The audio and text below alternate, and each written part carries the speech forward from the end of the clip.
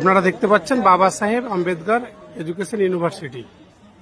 2022 সালে যাদের B Ed course complete হয়েছে তারা এখনো সার্টিফিকেট পায়নি, এবং তাদেরকে সার্টিফিকেট নেওয়ার জন্য, তাও আবার প্রফেশনাল, অরিজিনাল নয়, কিভাবে লাইন লাগাতে হচ্ছে দেখুন। এখন বাজছে সকাল 8টা, এখন লাইন লাগাতে হচ্ছে। দেখুন 6টার সময় এসে এই বোন বসে আছে, সব মালদা, আলিপুরদুয়ার, দার্জিলিং, জলপাইগুড়ি, বিভিন্ন জায়গা থেকে সকাল 8টাতেই এত ভিড় প্রফেশনাল সার্টিফিকেট নেওয়ার জন্য।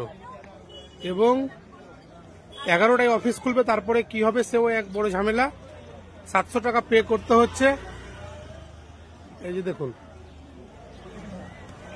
ভাই, আপনি কোথা থেকে এসেছেন? ডোমকল। এই যে দেখুন মুর্শিদাবাদ ডোমকল থেকে এসেছে। সকাল 8টার আগে এসে পৌঁছে এত বড় লাইনে পড়েছে। আমার কথা হচ্ছে 1 লক্ষ টাকা দিয়ে বিএড কোর্স করলাম, চাকরির নাম তলাশ নেই, তাও আবার 700 টাকা দিয়ে এত বড় লাইন লাগিয়ে সকালে এসে বসে থাকতে হচ্ছে, আবার সার্টিফিকেট নিতে আরেকদিন আসতে হবে। কিভাবে হয়রান করতে হচ্ছে? তুমি ভাই কোথা থেকে? মালদা থেকে। মিজানুর রহমান সকাল 5টা থেকে বসে আছে।